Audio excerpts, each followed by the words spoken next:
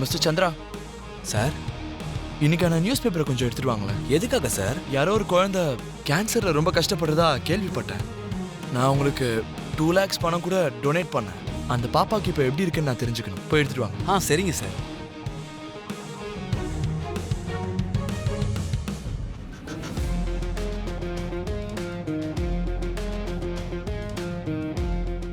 Sir, இந்தாங்க sir news paper. Thank you.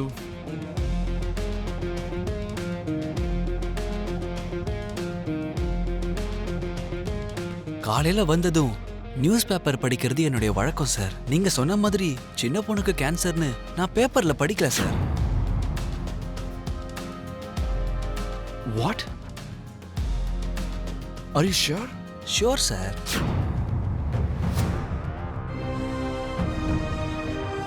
பாவம், சின்ன குழந்தைடா, கேன்சர்ல கஷ்டப்படுறான்றதுக்காக தாராளமா 2 லட்சம் ரூபாய் கொடுக்கறேன்னு சொல்லிட்டேன். ஓஹோ, அப்படின்னா பூமி மறுபடியும் என்ன முட்டாளாக்கிட்டாளா? அதுவும் அம்மா கூட சேர்ந்து. சார், உங்களுக்கு 3 மணிக்கு மீட்டிங் இருக்கு sir. Just cancel all the meetings. இது வரைக்கும் உன்னால நான் அனுபவிச்ச கொடுமை எல்லாத்துக்கும் உன்னை கொல்றதுதான் உனக்கு நான் கொடுக்க போற தண்டனை.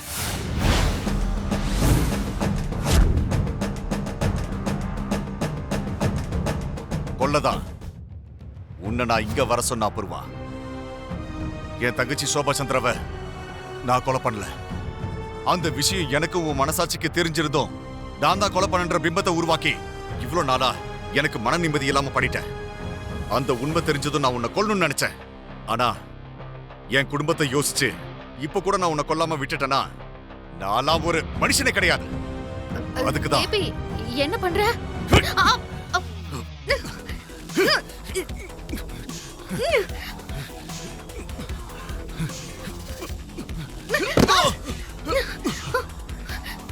அபூர்வா, இல்ல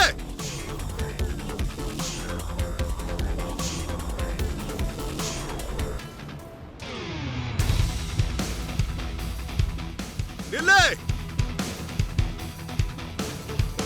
அபூர்வா,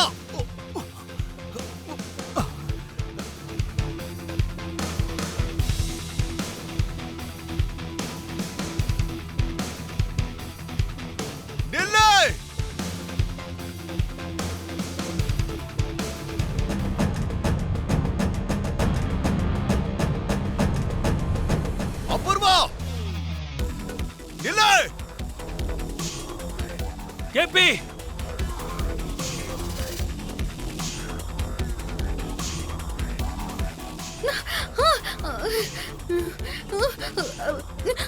கேபி, கேபி, உன்னை கையெடுத்து கும்பிடுறேன் கேபி. என்ன ஒண்ணு பண்ணிடாத.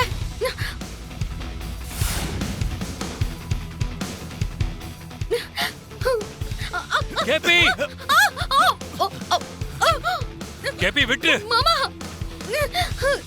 என் அபூர்வாவை ஏதாவது நீ செஞ்சேன்னா நீ செத்துருவ. மரியாதையா அவளை விட்டுடு. இங்க பாரு மச்சான், உங்களுக்கு எத்தனை முறை சொன்னாலும் எவ்வளவு சொன்னாலும் புரியல. இந்த அபூர்வா செத்தாதா நம்ம எல்லாரும் நிம்மதியா வாழ முடியும். கேபி, நான் மறுபடியும் சொல்றேன், மரியாதையா அபூர்வாவை விட்டுடு. இல்லனா என் கையிலே செத்து போயிடுவேன். நான் செத்தாலும் பரவாயில்ல, இந்த அபூர்வா பொழைக்க கூடாது.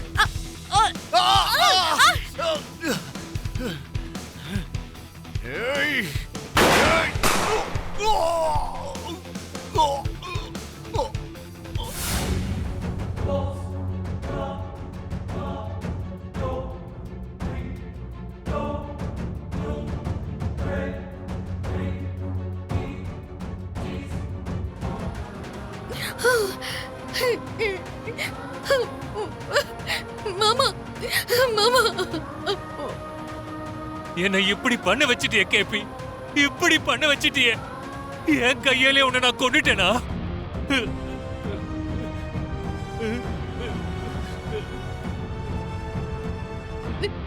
மாமா, நீங்க மட்டும் இப்ப வராம இருந்திருந்தா நான் செத்து போயிருப்பேன் மாமா, செத்து போயிருப்பேன். உன்னை காப்பாத்துறதுக்காக தானே நானு கேபிய கொண்டுட்டேனே அபூர்வா. அவ என் தங்கச்சியோட புருஷன்.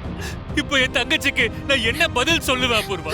மாமா, அவனை நீங்க கொல்லாம இருந்திருந்தா அவன் என்ன கொலை பண்ணிருப்பானே மாமா. மாமா, இந்த அபூர்வா இல்லாம உங்களால இருக்க முடியுமா மாமா? சொல்லுங்க மாமா. அப்படி பேசாத அபூர்வா. ஏற்கனவே அந்த அயோக்கிய என் சோபா சந்திராவ எனக்கு இல்லாத மாதிரி அவ பண்ணிட்டான்ல. இப்போ நீ கூட இல்லாம போயிட்டனா, நீயும் இல்லாம போயிட்டனா நான் எப்படி வாழ்வேன் அபூர்வா? ஆனா அவனுக்கு ஒண்ணு கொல்லணும் எதுக்கு அவசியம் வந்துச்சு? சொல்லு அபூர்வா, சொல்லு அபூர்வா. ஐயோ, எப்படி சொல்றது மாமா? பேராசை மாமா, பேராசை. நான் ஒருத்தி மட்டும் நம்ம வீட்ல இல்லாம போயிட்டா, நம்ம வீட்ல அதிகாரம் அந்த செரிக்கு சொத்தெல்லாம் அவனோட பெரிய பிள்ளைக்கு போகும்னு அவன் ஆசைப்பட்டான். மாமா மாமா, எனக்கு அப்புறம் உங்களை கூட கொன்னுடுவேன்னு சொன்ன மாமா. அப்ப அவனுக்கு யாரும் தடையா இருக்க மாட்டாங்கல்ல.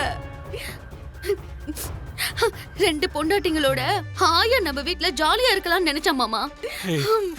அபூர்வா, அழாத அபூர்வா, தயவு செஞ்சு அழாத அபூர்வா, அழாதம்மா.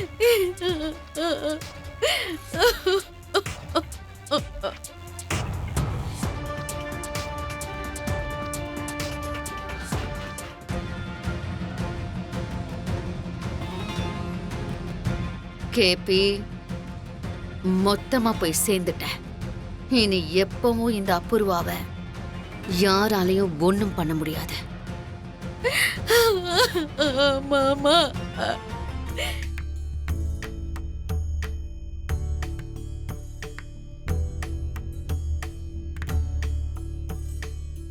இந்த கொண்டாட்டத்துக்கும் இந்த சந்தோஷத்துக்கும் நீதாம்மா காரணம்.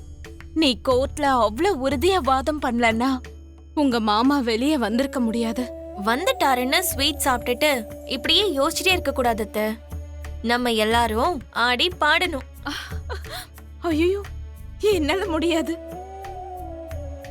வெளியில வந்த நம்ம மாமா ஹீரோனா அப்ப நீங்க தான் ஹீரோயின் அத்தை. நீங்களே முடியாதுன்னு சொன்னா எப்படி அத்தை? ஒரு சின்ன ஸ்டெப் கத்து கொடுக்கறேன், அந்த ஸ்டெப்பை பார்த்து நீங்க டான்ஸ் ஆடுங்க, சரியா? சிவா, சாங் போடு. சரிங்க அக்கா. வேண்டாம் பூமி, அதெல்லாம் ஒண்ணும் இல்ல அத்தை. முடியாது. ஐயோ, ஆண்டி வாங்க ஆண்டி, வாங்க ஆண்டி, ப்ளீஸ் ஆண்டி வாங்க. பூரி நீயும் வா, வா பூரி.